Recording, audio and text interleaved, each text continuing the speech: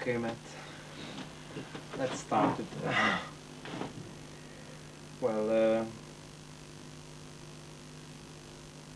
first of all, I want to tell that we are very happy that you are here in our studio, and I think it's great that we can do this video.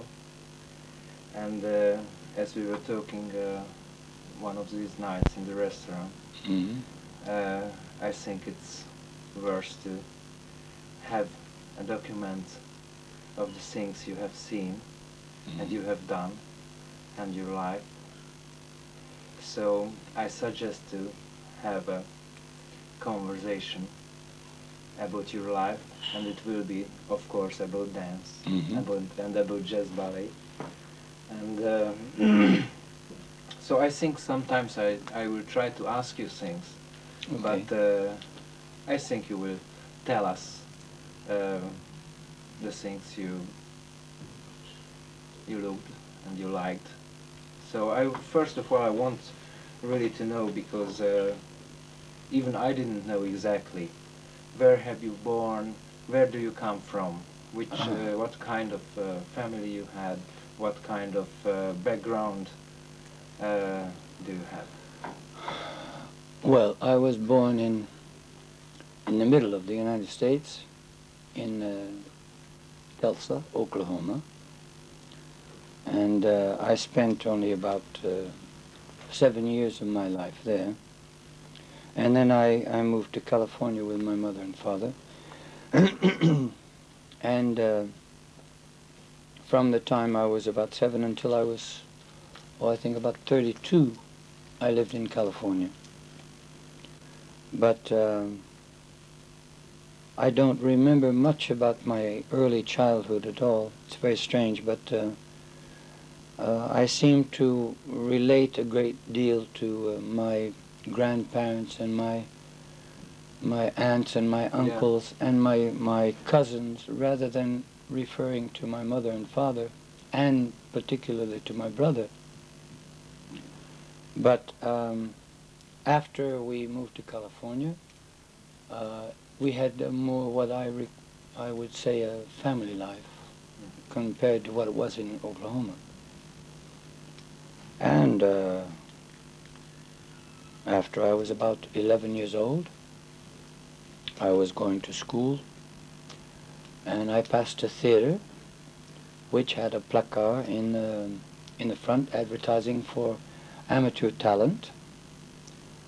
I stopped and I looked at it as I was going to school, and I said, when I come home from school, I stop to see what it's all about. I don't know why I was interested to do that, but I had the inclination to do it. So when I returned from school, I went inside the theater and I asked what it was all about.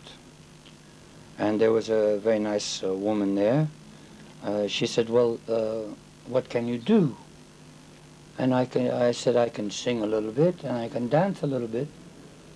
And she said, well, show me. So I did my little song and I did my little dance. And the strange part about it was I did a dance which I've always known, but I don't ever remember anybody teaching it to me. Right? Where did you know it from? Was well, it, the only story, Ivan, that I can relate to you is that in my early infancy, because I must have traveled much of the time with my mother or my father on a train. And the only story that's ever been told to me is that one day on traveling on the train, like all children, I wandered away from my mother. And when she found me in a baggage car with a black porter teaching me how to do tap dance. I don't remember this, but it must be so, because this dance that I did was a dance which incorporated like, maybe 32 bars of music, huh? No, so. Okay. And you don't do a dance with 32 bars of music just by chance. I mean, and not improvising, right? especially at 11 years old. So I take it that this story must be somewhat true, even though I don't remember it because I was evidently too young. Did your parents something have to do with art or dance or? No, the only connection to theater, my mother, I was told, when she was around 16, wanted to be a concert pianist. Mm-hmm. And she played the piano, but as I recall it, she wasn't too good.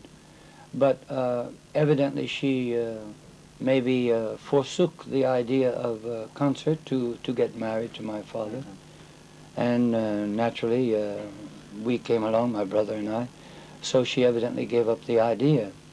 But in my knowledge, I mean, she's the only one that I know that had any inclination to be connected to the theater at all. So you went to the audition? So I went to the audition. I sang my little song, I did my little dance. And the following Saturday in the afternoon, I put my foot on the stage for the first time, and I did my thing. Right? And of course the people in the audience were made up of youngsters like myself, with perhaps their mothers and fathers of a few. But the response was very, very nice. Right? And I was impressed. Immediately I was impressed. And when you hear people applaud, it does something to you. Eh? So this particular kind of performance became habit. Every Saturday afternoon I was on the stage doing something. And at this point in my life, I was more of a singer than I was a dancer. Right? As a child, I had what everybody refers to as a natural singing voice. So every Saturday, I would learn a new song, and I would perform in front of these. Was it kind of a musical or show? No, or just one number after another after another. Mm-hmm. Different people who were there to do the same thing. This was in I was 11. It's a long time ago. I think it was around 1932, 33, something like that. And the result of all of these little performances that I did was because the woman who was responsible for it was a dance teacher. So when she allowed everybody to perform for 3 or 4 or 5 weeks, she sent a note home with each one of our participants, very young like me, and she was demanding if her mother or father would allow her child to study dance with her. Yeah.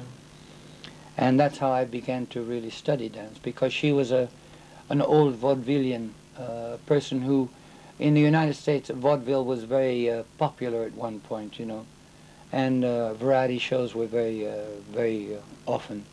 So because she was this kind of performer, she got enough people together to start a class, and that's how I began to really study seriously. But the same time. What kind of? It's a vaudeville dance? No, this was what is referred to in Europe as claquette. In the United States, it's tap dance. Tap. The kind of thing that Fred Astaire does. Yeah. Oui. Yeah. So I began to study with her, and at the same time, I began also to, I continued to sing my songs, and she continued to make performances here and there and everywhere. And I'll never forget also, one of the first things she did for me, was she began to make me dance with a little girl, 10 years old. Oh. And I must tell you the incident, because I remember it so well today. This little girl was almost my size, you know. At 11 years old, girls sometimes are the same size. And we did kind of an adage. We danced together, and we did different kinds of things together. And the last thing in our routine was this little girl would run from one side of the stage to the other side of the stage, in which I would be waiting. I caught her in my arms. She was on her stomach. I turned her so that her back was to my chest. I began to turn with her like that. And at the same time that I turned, I let go of her because she attached one arm and one foot behind my neck. And after she attached her leg and foot, I took hold of the other foot and the other arm. And at one point, she let go of the upper arm and leg, and she came very close to the floor, as in a Flying Dutchman, is what they call it. But she was spread-eagled with the legs open like that. I had the other arm and leg like that.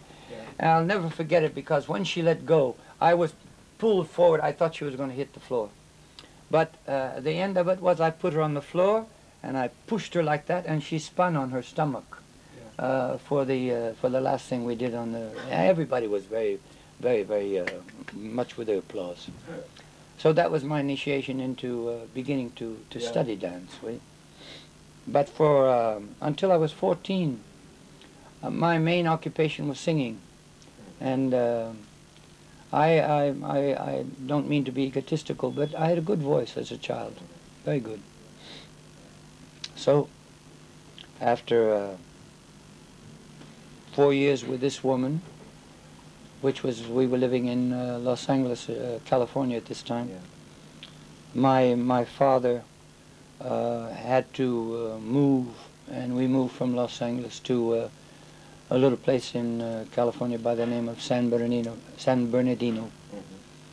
And he opened a shop there, and I didn't dance.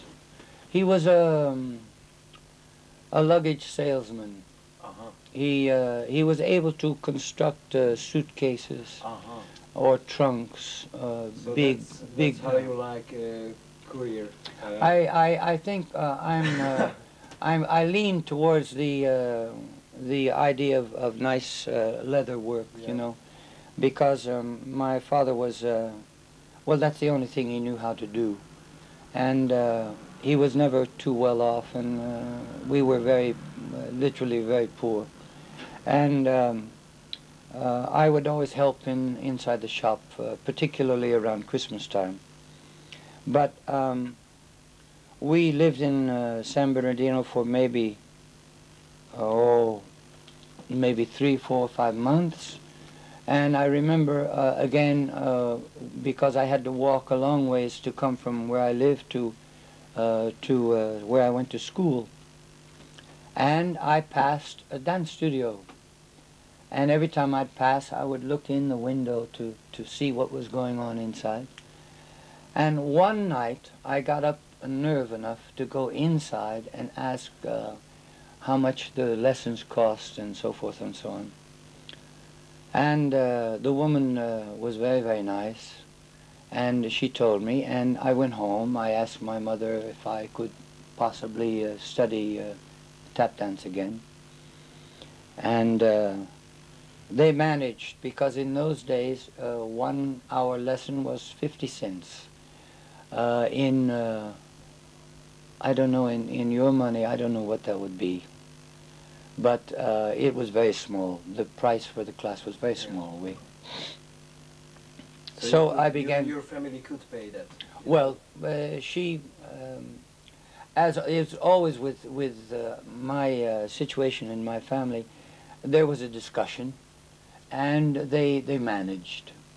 So I was able to start classes again. And I studied with this woman in San Bernardino for, I think I was almost 16. I was 16.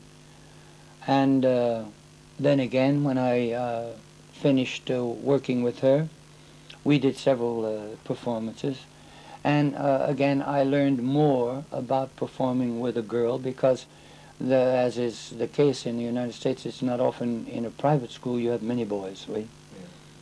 So I was one of 2 or 3 boys, and when she gave her performance at the end of the year, we did a dance with a girl. And in those days it was ballroom dancing, with exhibition ballroom, they called it. And I'm thankful for those days because it taught me how to work with a girl very, very strongly. Then, when I was 16 again, we moved back to Los Angeles. I continued to study normally in school until I realized that there was nothing in school that was going to help me be a dancer, and I definitely had formed the opinion that I wanted to dance.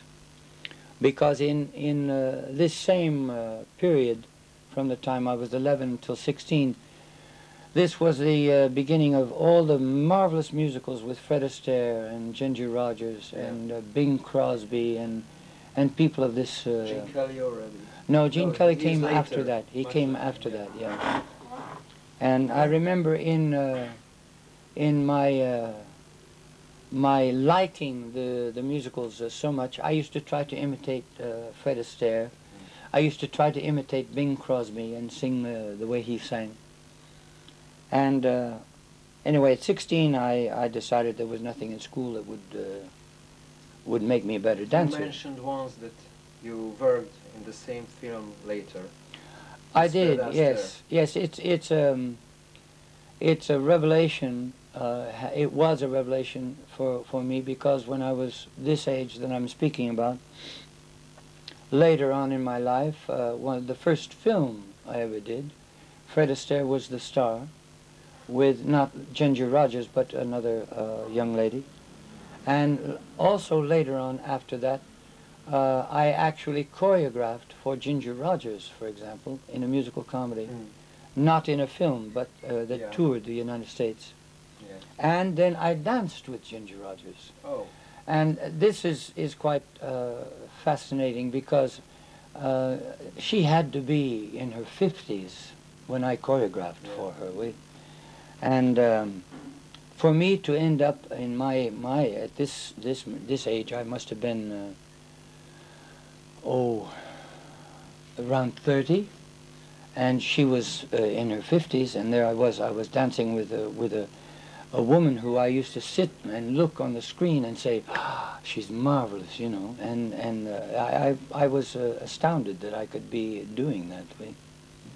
But the development of one's life, you never know. You know, when you start, I couldn't expect anyone to think that I would arrive to this point where I would be in films.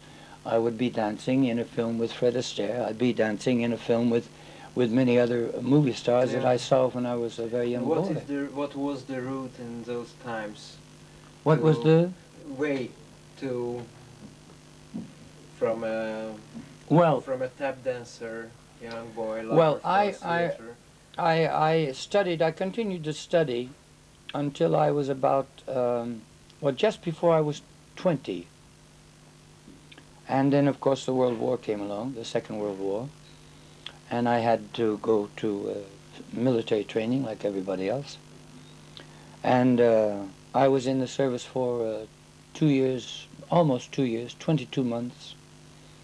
And just before I was in the military service, I was dancing in a studio, studying classical at this point, with a man by the name of Nico Charisse, who was the husband of Sid Charisse.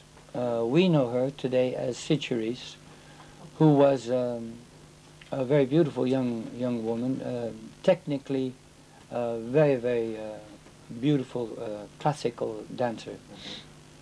And I knew her before, and I knew Nico before I went to the military service. And when I was through with the military service, naturally I went back to their studio to continue studying. And Sid approached me one night and asked me if I would be interested to try and do an audition in the studios, because male dancers were difficult, naturally, because of the war. There are film studios. Yes, Metro Golden Mayer. Oui. And I said, well, I don't really think I'm ready for that kind of thing, but if you can arrange it, I'll be happy to try. Oui. Yeah. How many dancers were there? Me, only me. Only you? Only me, oui. Oh. And the way it happened, I was living in a place called Long Beach, California at that time, and I had to make the voyage to come to Los Angeles. I met Sid in her house with Nico and her family, and then I went with Sid to the studio, and the film, she was making a film at that point with a man by the name of Robert Alton, who later I worked for as a choreographer in films. And I'll never forget it because we arrived at around 10 o'clock in the morning, and I expected to do the audition very quickly. So I changed into my practice clothes, and while I was waiting, I went and I hung on to a piece of scenery, and I began to do my warm-up and my bar. And a half hour passed, and 40 minutes passed, and nothing happened, and they were continuing to film the musical number. And to make a long story short, at lunchtime, which was almost 1 o'clock, the company broke for lunch, and that's when I auditioned. In the meantime, I warmed up 3 times, not once, but 3 times. And my audition consisted of my doing a classical enchaînement, which was a very long enchaînement. And when I finished with that, he asked if I could do tap dance, and I said yes. So I changed my shoes.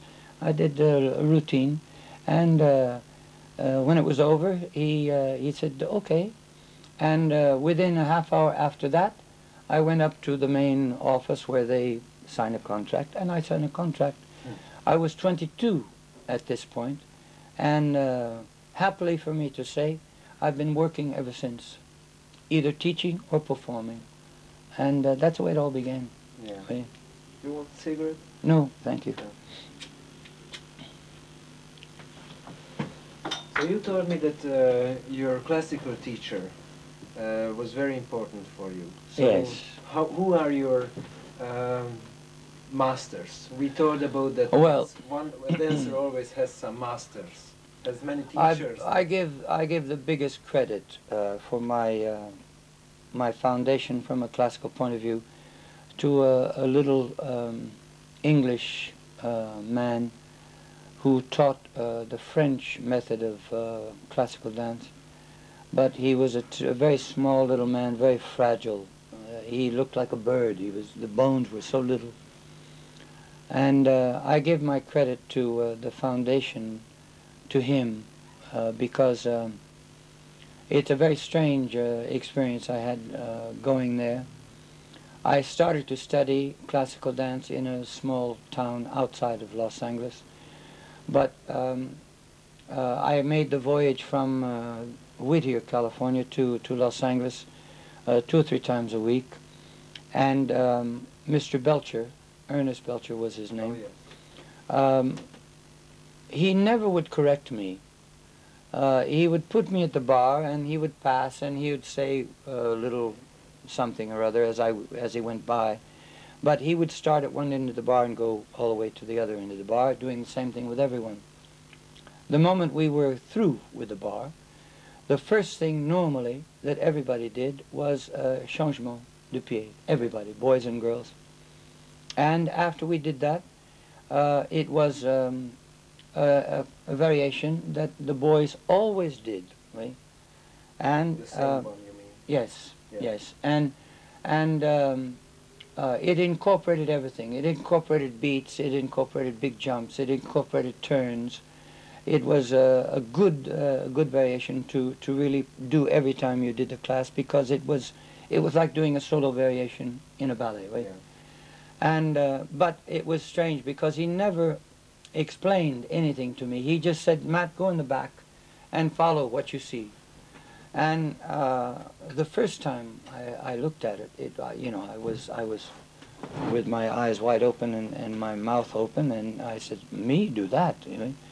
But eventually, I learned what the combination was, not knowing really technically what I was doing. I did what he said. I copied, and I would always pick the best man in front of me to copy. So I began to learn this kind of combination by watching somebody else. And eventually, a little by little, I began to feel what was taking place, and I began to make the association between the things we did at the bar and what we have to do in the center. And as time went on, there was other combinations that we had to learn, and each one that we had to learn was a little more difficult. And by perseverance and trying, I learned to do classical that way. And luckily for me, I don't know why, but I found in my life, I found that dance has been very easy. The first time I took a classical ballet class, for example, was in a studio, private, like yours. However, the ceiling was a little bit lower, and the teacher gave me a combination in which there was a preparation and touche tentant, and my hands touched the ceiling, and all the people, you know, were quite surprised that I was able to jump as high as that without any real knowledge of what I was doing. And because of this, I call it a gift that has been given to me, I have always found dance to be extremely easy. And in my career, working with different choreographers in different elements of the theater, if a choreographer ever asked me if I could do something, I would say, well, I'm not sure, I'll try. And if it was something I'd never done before, I simply would ask him to tell me what to do, and then I would try. And I've found that most things come this way to me. And I must say that it's a strange feeling I have sometimes, because well, I refer back to the Second World War. I was a pilot. I was a fighter pilot. I never went into action. I did training, and because of a malformation of my back, I was retired from flying and grounded. But if you ask me to tell you that it was me flying the airplane, I say no. I learned how to fly an airplane. I learned to do all the things that I was supposed to do, but literally I should have been dead 3 times because of different things that happened while I was flying. And I was not dead. And I look back on my life of flying, and I simply say that when something happened, my instinct said, do that, and I would do it. And I remember one time I could have had a head-on collision with another airplane, and it was my natural instinct to go away from the incident, and by the grace of God, if you want to think of it, I went away and we didn't crash. But when I look back, I repeat, when I look back on flying, I swear there's some little person sitting on my shoulder saying, do that, do that, do that, do that, do that. And it's been that way in my life. I seem to have somebody always who's talking to me and telling me things to do. And because of that, maybe my inherent gift of movement has been so easy, because I realized in my early career professionally that what you look at is very important. How you use your eyes is very important, and then how you relate to what you see to put the photograph in your head. And sometimes I remember in my first job that I worked with Jack Cole, who changed my life from classic to jazz.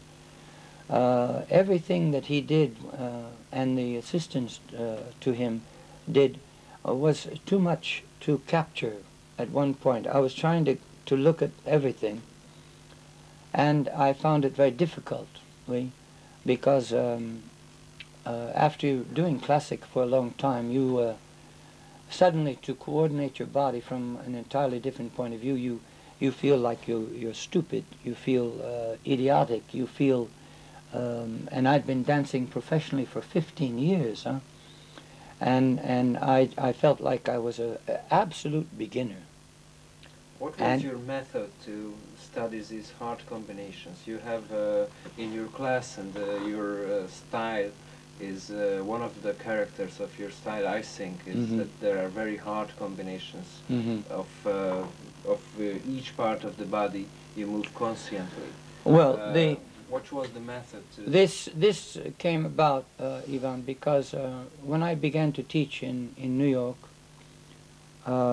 I used to have many professional dancers who were in musical comedy, all up and down Broadway, who seemed to have a difficult time learning the combination that I would invent and create. And I was disturbed by this because many of these people were professional dancers for a long time. And they were not young people. Some were in their 20s and early 30s. And I couldn't quite find out why. I couldn't realize what the problem was, that they were professional dancers. They should be able to catch everything like that. And so I worried about this problem until one night I remember going home, and I sat down and I put a piece of paper in front of me, and I took a pencil and I started with a line. And from the straight line I added what could be arms or legs or curves or angles, and I tried to make as many different little sketches, stick figures, as I could invent. And then I began to reflect on my career, and particularly began to reflect upon my life after I met Jack Cole, and because his work was all isolation. I mean, it was phenomenal the way he would move. So I said, okay, take the things that you've learned working with Jack and make a method. Start with the head, go to the shoulders, go to the rib cage, go to the pelvis, then go to the legs. And after you've done everything you can think of to do with each individual part of your body, then sit down on the floor and do all the exercises that you learned while you were working with Jack. And for 2 years, I did all these head movements that I invented as an exercise. I did authentically in some musical comedy that I worked with Jack in, because working with Jack, you didn't only do jazz, you did East Indian dance, authentic East Indian dance, you did Russian folk dance, you did flamenco dance, you did what you refer to as folk dance, American folk dance, along with Jack and all the other choreographers. You must do whatever the choreographer gives you to do. If it's one kind of method you've never done before, you still have to learn it. So what I did was I took all of the elements of the things that I had used in my own career and broke them down into usable exercises. Yeah. And by making an isolation exercise from that point of view, I began to teach it from that point of view. And suddenly the dancer who was in my class began to understand how to do each thing of movement of their body individually. Yeah. And the marvelous part about it is that people, after they study it, sometimes it takes 2 years for them to have it go from here and infiltrate to their body. But once it infiltrates, the metamorphosis in the change technically is beautiful to watch. Yeah. Just beautiful. Yeah. But the Yes, basis is a very strong classical background, yeah. with all the other things that have added to it. As far as I know, it's just Jack Cole, where the style or tendency of dance, I don't know how you call jazz ballet, Oui. is accidentally started. I don't know. Well, if Jack was what you call in reality. Jack was the papa. He was the real father of what is referred to as jazz dance. Of course, I can't I can't ignore the fact that literally jazz movement is primitive movement, and it has to, you have to relate to all the tribes in Africa and their rhythms and their drumming and the way they move, and then you have to follow it from the time it left Africa till the time it arrived to the United States. And there was the slave trade and the slavery period of history where the black people were slaves, and how they made their own music because of their depression and because of their lack of advantage, you might say. And the way blues music, for example, came into being was because of this lament of the black person. Then you have to continue to follow it into another period where the minstrel show in the United States became a very popular way of performing. And in the minstrel show you had tap dancing, which incorporated sand dancing, which is you put sand on the floor, yes. and you make rhythms with your feet with the sand against the floor. It's a marvelous way of dancing. But that in turn goes into what again you say is tap dancing, which began to incorporate such things as the fishtail and the, how you call it, the Lindy and other forms of, later on in life became jitterbug dancing. Oui? What? Jitterbug. Jitterbug was a form of social dancing, but very strongly not the typical romantic social dancing, but a rhythmical hopping from one foot to the other, and it was a revelation encore, a change in the manner of social dancing. And from this period, you have to go further into the development of jazz music by people like Basie, Ellington, Louis Armstrong, all of the people who are innovators of big band jazz music. From that you have to go into choreographers who took all of this knowledge and used it in films and in musical comedy. Jack was the papa, but you have many other people, Jerome Robbins with West Side Story. You have Bob Fosse with all that jazz. You have Michael Kidd with many of the films and musical comedies that he did. All of these people are innovators from a point of view of taking what was and making a progression.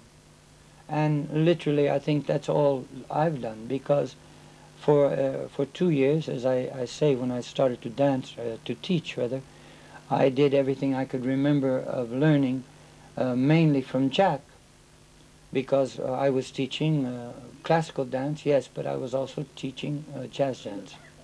And after 2 years, I began to realize this was not me. So in order to become me, I had to take what I was doing and develop me. And that's when I began to fall into all the different elements of dance that I had learned in my career. I used to do combinations, for example, which had a flavor of flamenco dance, because I did flamenco dance authentically in a musical comedy. I used to do combinations inside my class which were American hoedown, which if you don't know the music, it's difficult for me to explain, but I would, in my class in New York, I would do combinations for the people in the class that would give them a chance to build a knowledge of what they needed to know to go to an audition and to pass a musical comedy audition, and also for television. That time, was jazz ballet really closely connected with jazz music, or not obligatory? Well, Why no, is it, why no, was it I called can't. Jazz? No, Jack, for example, Jack's background. He studied with Ruth Sendenis. Yeah. He studied with Charles Wiedemann, and he studied also with Ted Shawn. To my knowledge, those three people were his masters, you might say. And with Ruth Sendenis, he gained a knowledge of Indian dance. With Ted Shawn, he gained a knowledge of, I would simply call it free dance, but very masculine free dance. With Charles Wiedemann, I think he gained a knowledge of what was modern dance from Charles Wiedemann's point of view. Whether Charles Wiedemann is his own technique, or whether it's a passover from the Graham technique or the Horton technique, or another one of Limon or another shows comes, I don't know. But Jack took these three strong techniques and took his shoes off, because with Ted Shawn they worked very, very without shoes and always practically nude. And he invented ballets, but he used, well, you know Benny Goodman. Yeah. Well, he used music by Benny Goodman. He used music by Harry James. He used music by many of the well-known orchestras at this point. And for the authentic dance, Indian, he did three dances that I know of, because I saw him perform once. But again, he would use jazz music of that period. And from this point of view, I think he turned something that was a very serious form of study into something that became a tremendous commercial venture in the world of dance. And he made this kind of movement something very, very important. And everyone to this day, you will hear them say, I gained this from Jack, I gained that from Jack. And unfortunately, he never received a place among all of the big name choreographers as he should have, because he was a very strange, not strange, but an eccentric man to be around and to work with, but in my estimation a genius in his own way.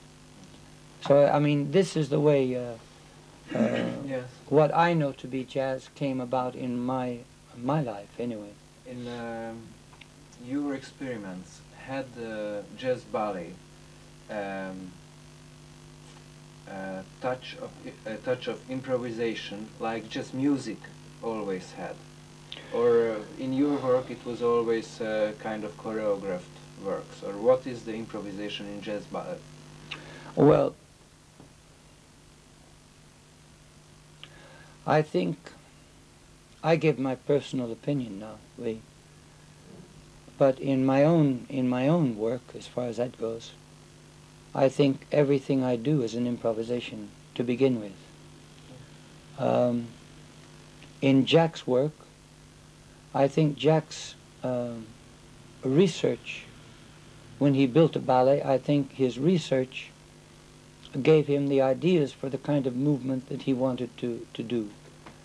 Whether he used the actual technique of one kind of dance or another, I can't literally say, because, I think in Indian dance, for example, I think he would definitely use the technique of Indian dance and his knowledge of Indian dance.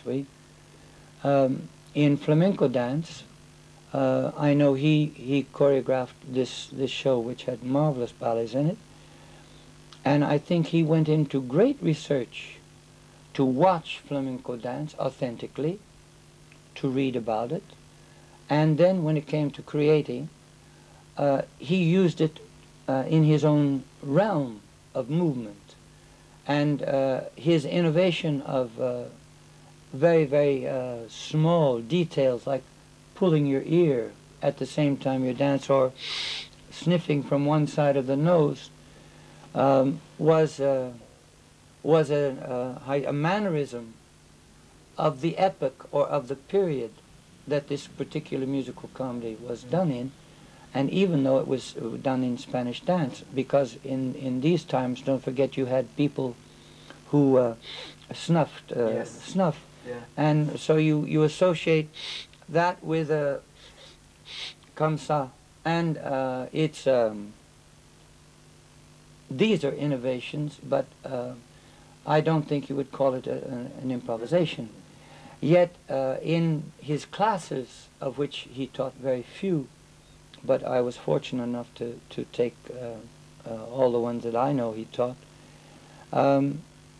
Jack would concentrate not so much on variation or combination.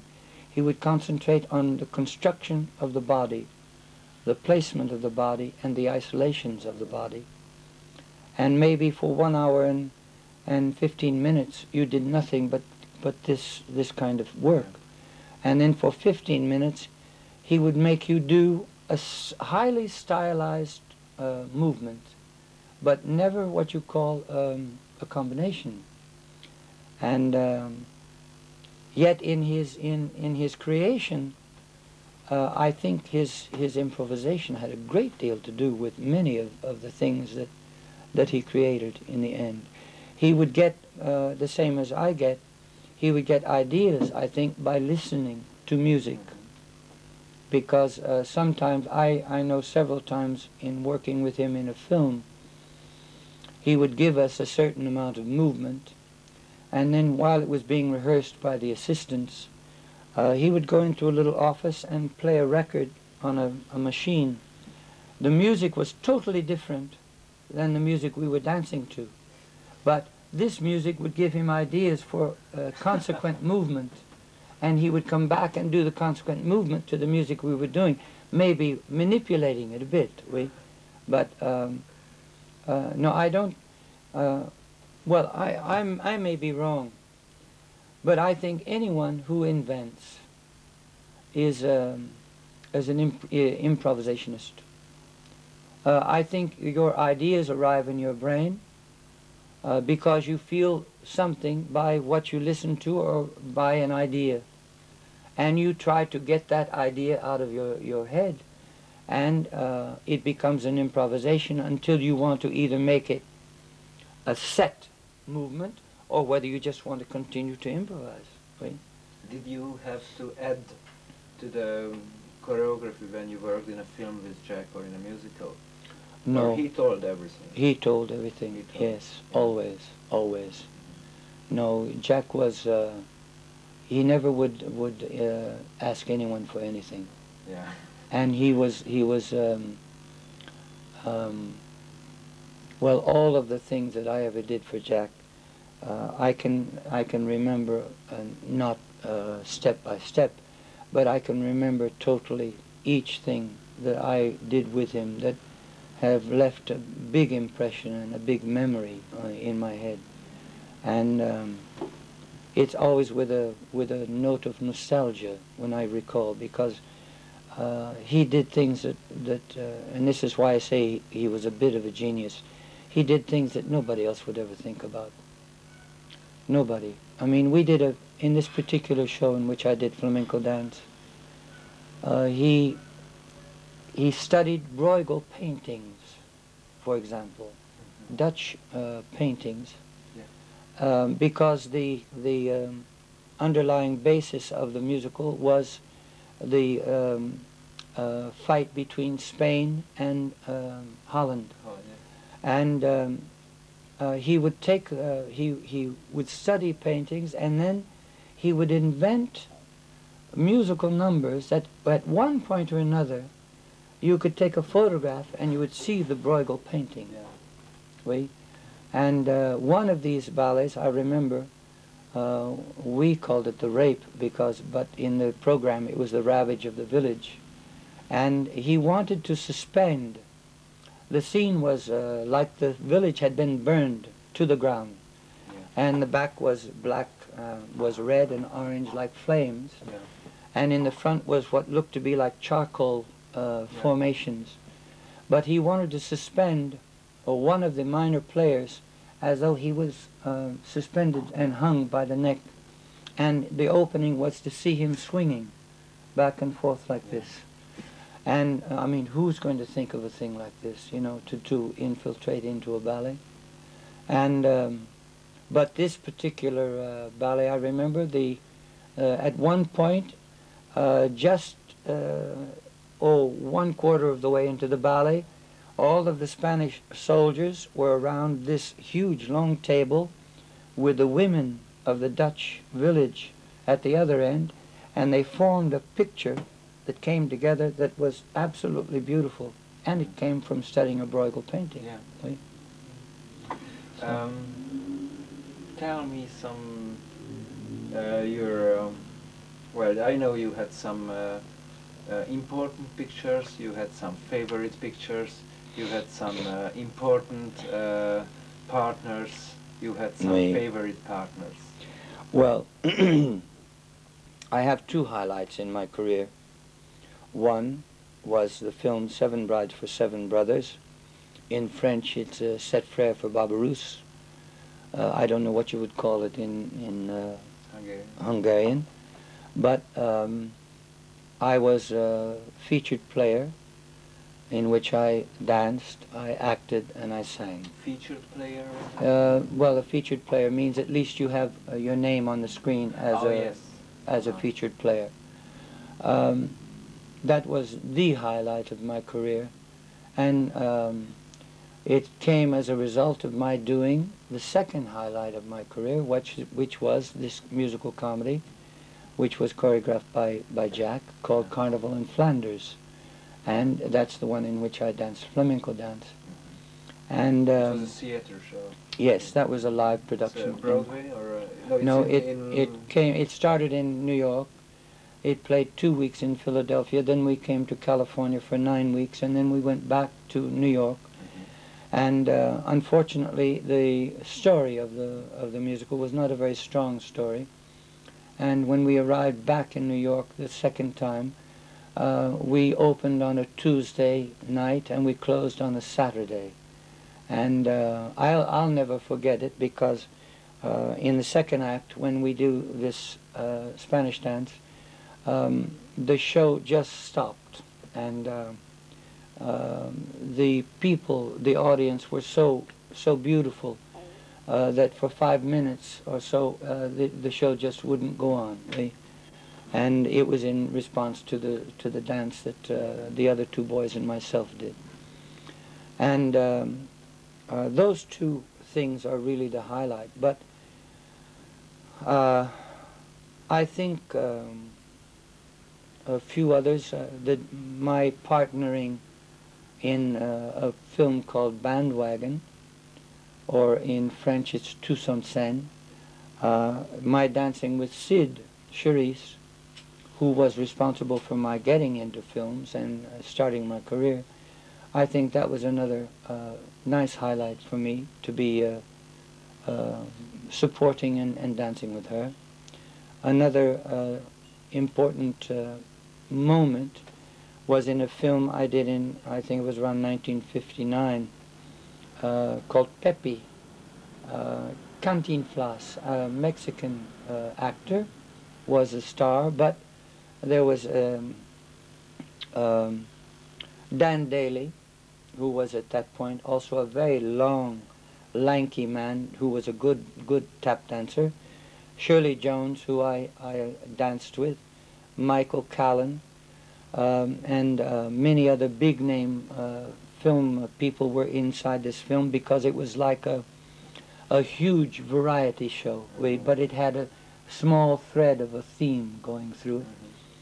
And that was a nice experience for me, to do the ballet I did in that.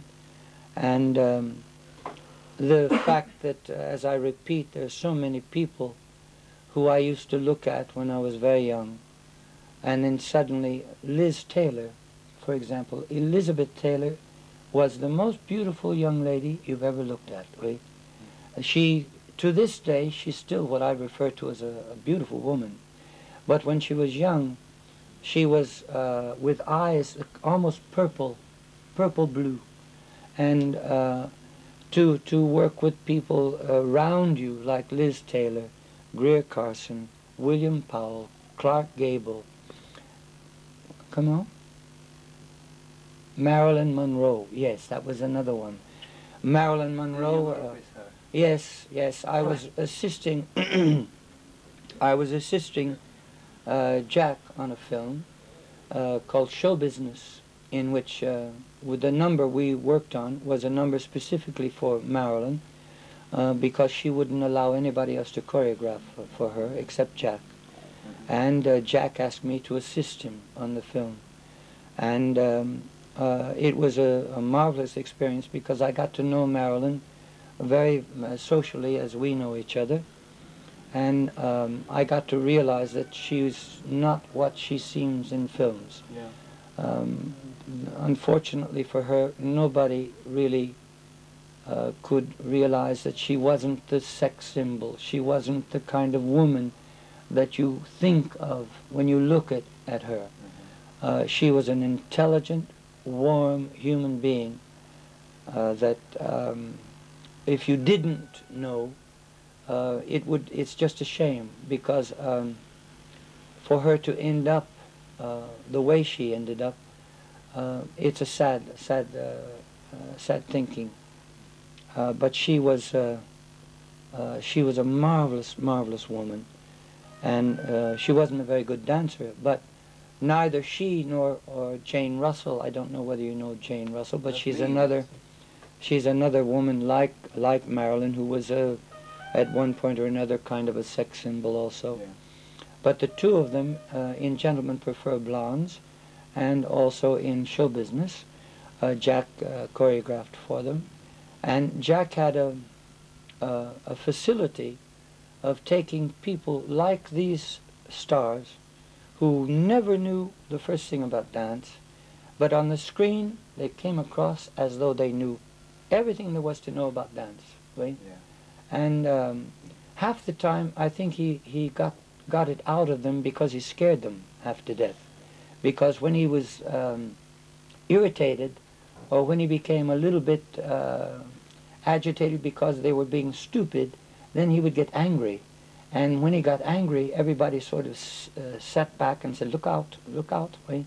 And I think Marilyn and Jane, they realized, the same as many of us realized, that he was trying to make them something totally different than what their image was, right? And because of it, they accepted his character, as bad as it could be. And because of it, and accepting his character, they became something totally unknown and bigger than they were before he ever started to work with them. So it was a question of their accepting and allowing themselves to be pulled into a realm of theater that they had never touched before. Right? But all of these people, Donald O'Connor is another one.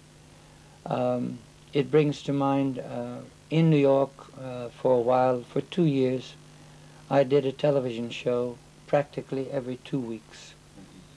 And I had people like Donald O'Connor, Ray Bolger, if you know Ray Bolger from The Wizard of Oz with Judy Garland. Oh, yes. Oui? Burl Ives, who was a folk singer. I had these people come on the show, and I had to work with them as choreographer and doing musical numbers with them. And fortunately, encore for me, I've never had what you might call a lack of respect from these people, because, I don't know, maybe because I was endeavoring to do something good and I tried to do something good for each one of them. And they were very, very responsive to me and always would try. Anything I asked them to do, they would try. It was beautiful. And many of the different theatrical personalities that I've come in contact with in my life, when I look back on it, I repeat, it's an astounding thing for me to remember me as a child and to see the progress of my life going through the profession and literally becoming acquainted with people like these, what I refer to as stars. Huh? How was the work for films, musicals in New York? So, I mean, how much you worked, was it hard? In films, during this particular time period, we were very, very lucky because many times you would work on a ballet for a film, and you would have a rehearsal period of 6 weeks. Nowadays, you do a whole film in 2 weeks. But during the period of 1946 and 56, there was a lot of money being expended on doing musical comedy in films, as well as musical comedy on Broadway. Nowadays, if you were to do a musical comedy on Broadway, you used to spend between $250,000 to $450,000. $450,000 was a big, big expense. Nowadays, it's $1 million to put on a real good musical, and nobody wants to put up that kind of money. It's for that reason that there's very little musical comedy being developed in New York nowadays, mainly because they are afraid they will not recuperate the investment. During 1946 and 56 in Broadway, My Fair Lady, for example, had Rex Harrison and Julie Andrews as the stars. It's normal to think that the people, the audience, are going to come see a musical like that because of the name value of the stars. And there was a period that passed that no investor, no producer would want to do a musical unless you had a name of this stature, because that normally guaranteed you would recuperate your money, and oftentimes, unfortunately, you had a failure. But most of the time, with people like that, the success was usually guaranteed. But again, in musical comedy, you have for a rehearsal period, you have 6 weeks just to do the musical numbers. The actors have 4 weeks. 8 hours a day. 8 hours. 8 hours a day. You start at 9 o'clock in the morning. You finish at 6, and you have an hour and a half break in the middle of the day. It included some training also? No. I mean, No. some bar or warming up? No. No. If you wanted to do your bar, you got there before the repetition began. And people used to think I was crazy because I was always doing my bar in the morning and during the lunch hour. When I got through with lunch, I come back and do my bar. When I was doing films, I'll never forget it also because I was brand new in the beginning, and I was still learning. I wanted to be something. And in the break, sometimes in the morning, you start at 9 o'clock in the morning, you work for an hour and a half. Maybe there's a conference between the producers and the director and the choreographer, so the choreographer has to leave. People, sit down for a while, everybody, sit down. Everybody sits down, they start playing cards, the women start to do tricot, I was over in the corner behind the mirror and I was practicing pirouettes, and everybody would look over and say, he's crazy, but that was me, So not many people worked so hard. Oh no, no. But because of it, I was very lucky because I never went to an audition, but in which I wasn't chosen. by all the choreographers. The choreographers used to call me the dancer's dancer because they could ask me to do anything they wanted, and I would do it. And because of it also, I received little special things here and there. When there was a necessity for a small thing, I was usually the one to get to do it. I did a film, for example, with Judy Garland, Till the Clouds Roll By. It was a life story of George Gershwin, and Judy Garland was the star of the film, and Robert Holton was the choreographer.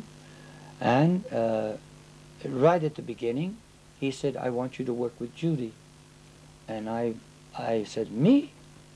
And 3 ballets in the film, I worked opposite Judy Garland. And I'll never forget, because in one film we were in the smoking with the ties, and a very elegant number with a decor of a big staircase, a big, huge set. And I had to dance with Judy, and I ended up I finished the number. Judy was on my left and I was on her right. The camera was a long ways away, and it came very close in, and there we were, head to head. And everybody kept saying, "Smile, Matt, smile, smile." And the camera comes in close, and I think I'm smiling very big. When I see it on the screen in the preview, this little grin, very silly little grin, and Judy selling with her personality like crazy. Well, I naturally scooted down on my seat. But I've never, I don't enjoy to watch me on the screen. Very seldom have I ever enjoyed to watch myself on the screen. I don't mind watching my body move most of the time, but my face, no. Yeah. Because I was never too expressive until I arrived, when I did the flamenco, the musical with the flamenco, that's when I changed. Suddenly I came alive, because I love flamenco dance. It's the most masculine, virile kind of dance I can think about. Beautiful. How did you start to teach? Because, it's a really great period you danced, but I think that you had highlights in your dancer career. Oui. But, I am from a generation who knows you as a teacher, not a dancer. Yes, but, yes. I think anyway, as a teacher, you came like the stars in the films who you were working with. So among teachers, you are. Well, I started. Not a dancer. I started to teach when I was 16, and my first, I'll never forget, because I tried to begin to teach in my home, in what is referred to as a salon. And I had 1 student, and I was teaching ballet class, and paid. But yes, but I gave that up very rapidly, because I realized that it wasn't going to work. And then I received the opportunity to teach children claquette, and to receive my recompense. I didn't receive money, but I received the opportunity of a place to live and all the classes I wanted for nothing. So I used to teach little children, 5, 6, 7 years old, tap dance, and in return for my classes. And then I also remember one of the first jobs I got before I began to teach seriously was teaching ballroom dancing. And at this time, I repeat, it was a period of jitterbug, so I was very well received with that. The aspect of teaching from a professional point of view came when I was around 1954. I was doing a musical comedy in New York, and the dancers inside the musical comedy asked me to give them class. And I began giving them classical classes. And later on, when I began to do other kinds of dance, which referred to as jazz, again, the people who were in the show asked me to teach them a jazz class. And I began by doing that. And the word spread around New York, and first thing I knew, I received an invitation to come and teach in the school of June Taylor. Who was it? Yes, June Taylor, who was a television choreographer. And she asked other people to come and teach classes in her school. And I'll never forget this particular moment, because I used to have students who would come 2 weeks in advance and sign up to take the class. And that was an unheard of situation in New York City at that time, because normally when you go to a school you sign up and you take the class immediately. But I had so many people coming to my classes that they used to come and sign up for 2 weeks ahead. How was your studio? I am personally interested Oui, in it. well, this her studio. She had three different studios. The one I taught in was relatively like yours. If you had 30 people in it, it was a bit crowded. Oui? Yeah. And because of this fact, it was for that reason people would come and sign up in advance. Oui? Because they were getting a bit tired of coming in and finding out that by the time they arrived at the school they were turned down and they couldn't take the class. So I started to teach in her school, and eventually I received, no, this was after, eventually I wanted to teach for myself. So I left her school and I started to teach classes privately in a rehearsal hall in New York. And from the rehearsal hall, I eventually found a studio of my own, which was very, very small. It was about half the size of your studio, oui? About half. Oui?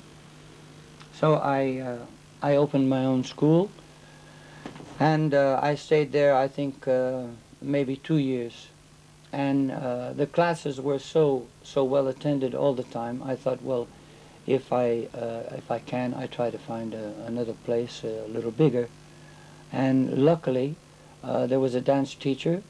I remember we rehearsed Carnival in Flanders with Jack in this particular studio during the repeating, and I saw this ad, so I went to inquire about it.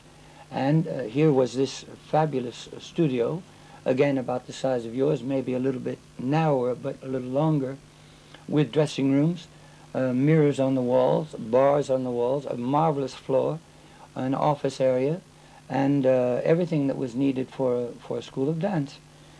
So I made arrangements to lease the school, and I had my own school there. And I was there from I think around 1956 until 1964 in my own place. And how many classes you gave a day? I used to start at 10 o'clock in the morning with a classical class, and I would go until 9 in the evening all day long, teaching tap dancing, claquette, and jazz classes. And the afternoon period was the most important, because I would teach beginners, intermediate, and advanced class every day. So and, from 10 to 9? From 10 o'clock in the morning till 9, yes. You alone? Yes, me alone. With half an hour break, or? Yeah, but I was very strong in those days. I was very young, so. But anyway, I was there. Was it a good living, or a... Oh, no, well, the reason I left my school and I vacated my school was because of a tax situation in New York, and I was paying taxes like everybody else. But I had a bookkeeper, an accountant, who one day called me and said, Matt, we have a new tax we have to pay. And I said, what is that? And he says, well, you have a business in New York, so you have to pay a tax on the rent you pay to keep your school going. And that was the last straw. I said, I can't afford to do that. So I closed my school. So and with such a hard work, from 10 to 9, you couldn't, with reason, maintain the school? No, it was the other you didn't element. Come rich, I mean. No. The other element, Ivan, was that in this same period is the time when I was doing television. Yeah. And oftentimes I would do television and I wouldn't be able to teach my classes. And that's when I began to ask some of my students to teach the grades for me. And because I wasn't there as often as I normally was, I began to lose students. And by losing students, naturally, I lost income. And that plus the additional payment of another tax was what decided me to close. And when I closed my school, that's when I began to teach in 4 different places.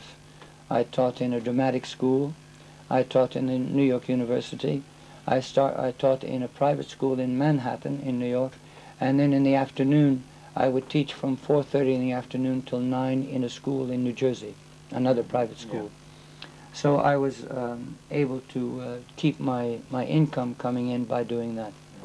And finally in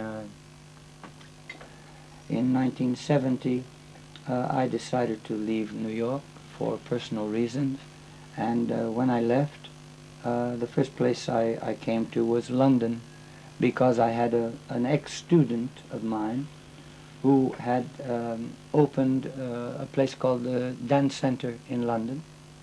And I wrote him a letter and I said, do you think I can make a living by coming there and teach class? And he said he thought there would be no problem. So I moved, and as a result I lived in London for 5 years and taught classes in the Dance Center.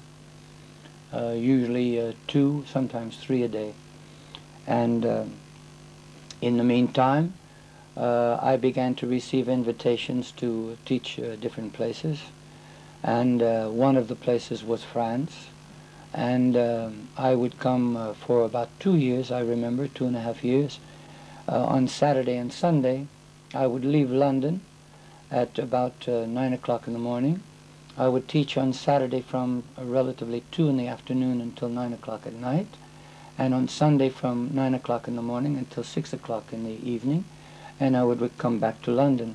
Every weekend I made the voyage from London to Paris and back for about 2.5 years. But the enthusiasm about my work at this time was so great, because there were times when I would have like 140 people in front of me in a very large gymnasium, and I thought, okay, they like what they're getting, so maybe I should come and teach in France.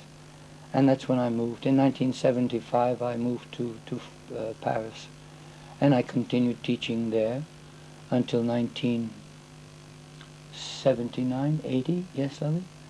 And from 1980, I again made a move, and I'm now living in Perpignan, the south of France, with my wife, and we have a school in Perpignan that's doing quite well.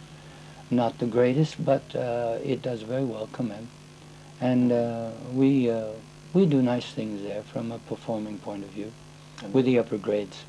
When you don't teach in Perpignan, you move for through Europe. From the period of 1973 until this date, which is now almost 1986. Almost, because it's the last day of 85. Oui. I again began to receive many different invitations, first in and around the regions of Paris, and eventually Germany, Norway. Well, I've been to 15 different countries teaching my thing, my kind of dance. And you know, when I was living in New York, if somebody told me that I would be living in Europe, and particularly visiting 15 different countries that as a youngster I used to read about, but never could imagine visiting, I feel very proud to have accomplished this kind of a history for me in my world of dance. So and how is the birth of the style, of the movement, or the thing, how you like Well, it. It's, you say that the combinations at the end of the class are always improvised, but Oui. anyway, you improvise it at the moment, but if you take it on video and we don't know it's you, yes. everybody will know that it's yours combination. Yes. How did...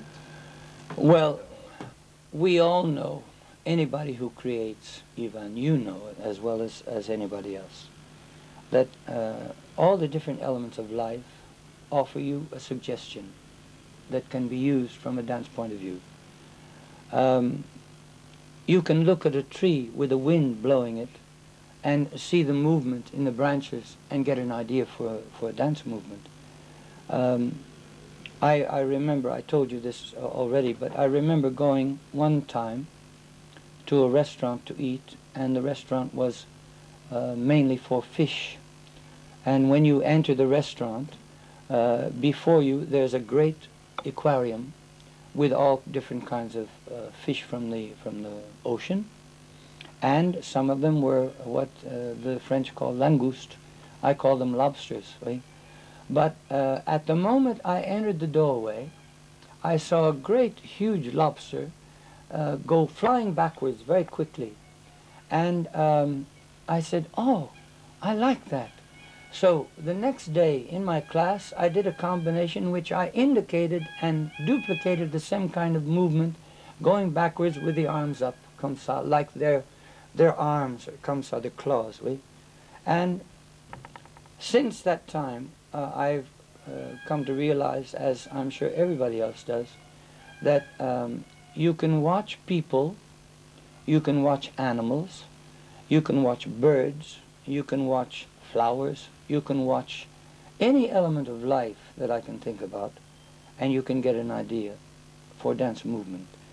Depending on how you create that movement, depends upon your imagination, oui? And depends upon how you use your education from a dance point of view to create that imaginative move, oui? And I don't think that anyone who is a creator is blind to this kind of thing that is before you. Sometimes we are blind to look and not to use our sight for what really is before you. But another idea that comes to my mind, many times, well, we have around our home pigeons, and they lose their feathers when they clean themselves and things like that. And when a feather drops from where they are and floats down, it immediately gives you an idea. And these elements of life and death are there if you want to use them. And that, along with my career, my education, I think is a very broad education that to draw from, for example, for dance movement is phenomenal. And when I create a combination or even a ballet, the music that I use, generally speaking, gives me my idea for movement. How I develop that movement depends on how I begin the ballet. Sometimes I begin in the middle of the ballet, sometimes I begin at the end of the ballet, and then come back to the beginning of the ballet, because I find that in developing a portion of the ballet, it feeds you with other ideas, how to carry on the idea that you have for your ballet. I give you one more example. On television, maybe 5, 6, 7 years ago, they have a program on animals, fish, birds, different things like this. And this particular program was on river shrimp. In French they are called écrevisses. And it was literally the cohabitation between two male and female écrivisses. And I was absolutely fascinated with the way they mate and the way the female carries her babies. I was about to do a ballet for in the MJC in Colombes, outside Yes. of Paris, and I started the first portion of this particular ballet with this idea behind the movement that I was working on. And from the first portion of the ballet, I realized that what I was wanting to say was that there is a situation always between male and female, and the situation can be sometimes happy, the situation can be sometimes sad. So what I ended up with was telling the story of a woman who is alone, facing life by herself, no help, no assistance from any other person, and by chance she meets a man. They have an attraction, they make love, and the woman has children. The second part of the ballet was about the result of the woman and man having children, and how oftentimes a man or woman can lose interest and go away. And again, the woman is left with the children. And as oftentimes happens also, the man sometimes returns. And the end result is that everybody is relatively happy for a while. And then the children grow up, the children go away one by one, the man gets disinterested again, goes away, the woman is left alone again. And this was the basis of the story of the ballet I made. But the original idea came from watching these two small little river shrimp make love and have children. And that's the way, one of the ideas I had for a ballet. I know you have a company. Yes, it's not really a company. It's a group of 7 people, which are really amateur people. They move very well. My wife is one of them, but she's a professional compared to the people behind her. But we've worked together now for the last 2 years, a little bit longer, and we've put together a program which is not all jazz movement. We have the beginning and the end ballets are music by, well, Streisand is the opening, a song by Barbra Streisand. The finale is a piece of music by a man by the name of Earl Hines, who's well known for piano and very, very good jazz music. So we use 2 pieces of Earl Hines as a finale. I use a piece called Stravinsky Jazz, which is music by Stravinsky when he invented what is referred to by his standards jazz music. Yes. But what I've done with it is to make movement like Baroque movement with it, but with my element of jazz underneath it.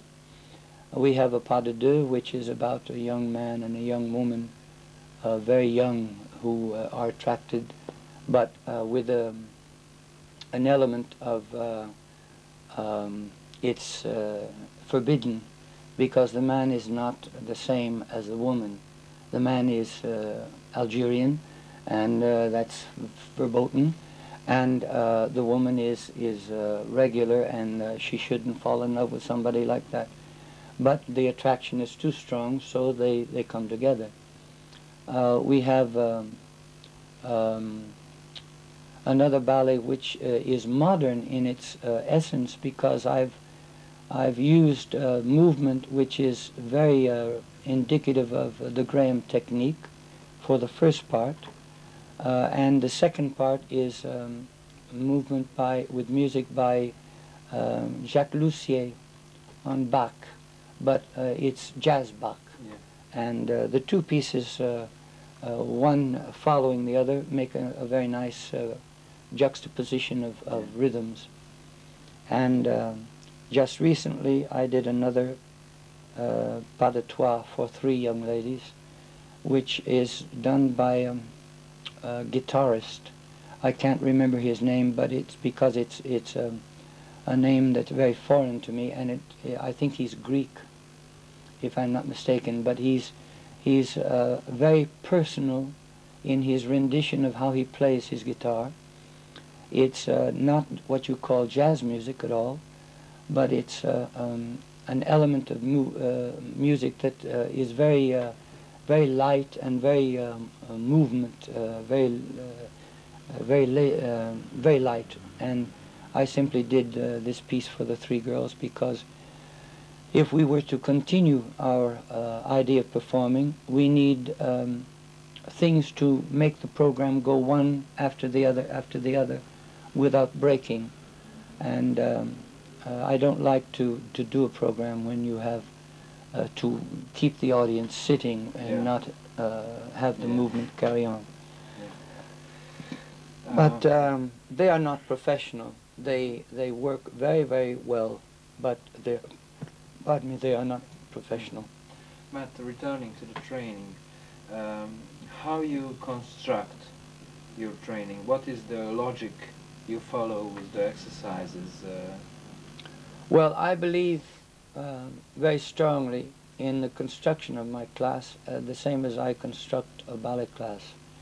I think it's important you start to warm the body up slowly, and then when you begin to be warm, you get more violent in your delivery of what kind of exercises you may do.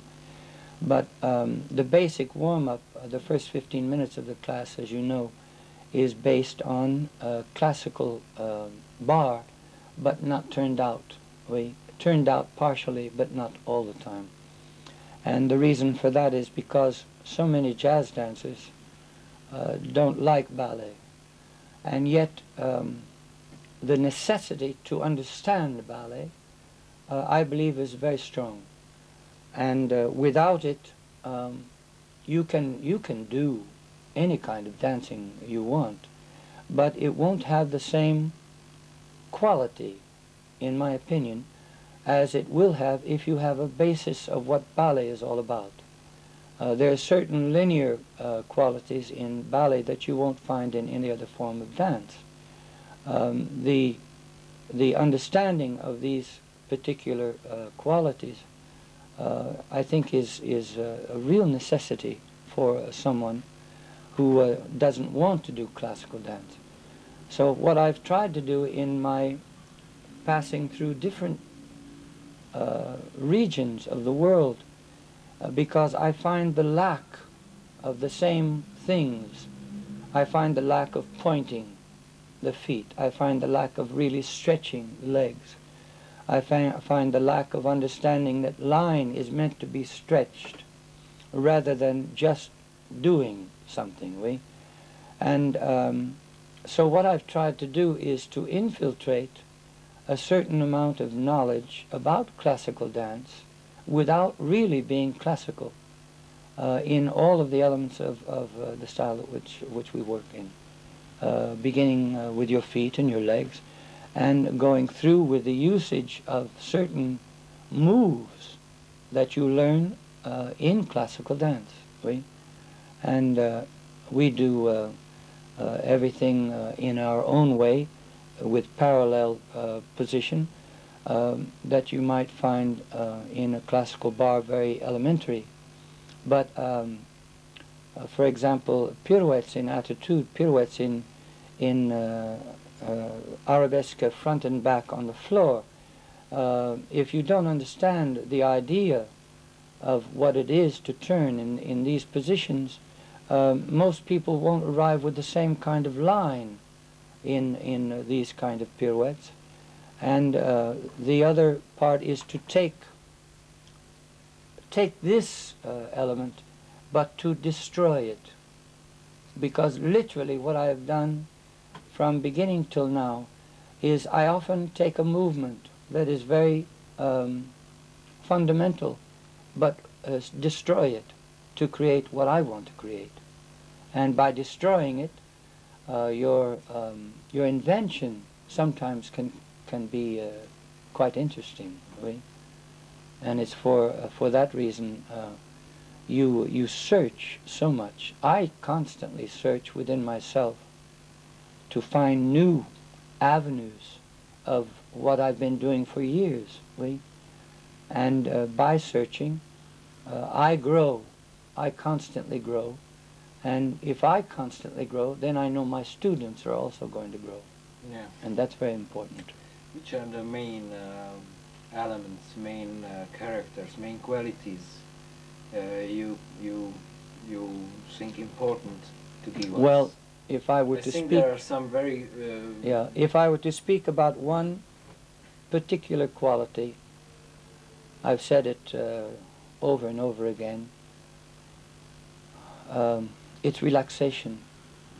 Relaxation with force. And I refer again, as I've said to you already, the cat. That is the epitome of the animal that I can think of, whether it's a cat, whether it's a lion, whether it's a tiger, whether it's a panther. The feline animal is the ideal animal to watch, to really study, because the majority of the time they seem very lazy, they walk very relaxed, and yet in a snap of the finger they can go, bam, they're gone, see? And with an animal like a lion, in the snap of a finger, wham, and you're off with your head, see? And it's the other element for jumping, for example. You cannot watch a cat jump, but what you don't say, oh, it's fantastic, oui? And it's the preparation and the quality of lightness. They're so light, they're so quick, they're so elegant at the same time. And it's something that I don't think you can study long enough to try and duplicate in the human body. Well, I think it's really tiring to make a conversation so long. Oui. And I want to thank you really, well, this conversation, and also that you came to Hungary, which I think it's really inestimable, but really inestimable for us. And well, I'm really very happy that after meeting you first about 3 or 4 years ago in Cologne once, you are sitting here and we are talking. So really well, thank you. I thank you, Ivan, for asking me, and I can only say very, very honestly, I'm absolutely astounded with the energy and the way the people work here in this stage. It's not often that you can find a group of people who seem to love to dance and want to learn what there is to learn, because my kind of dance, I think most people either like or don't like. And if they like it, it's because they're capable to do it. If they don't like it, it's because they're incapable to do it. And if they're incapable to do it, it's because most of the time I think they find it too quick, too difficult, and very hard on the memory. Because admittedly, I enjoy to move quickly, and I live when I move the way I move. I'm very honest when I say I feel better when I'm dancing than when I'm not dancing.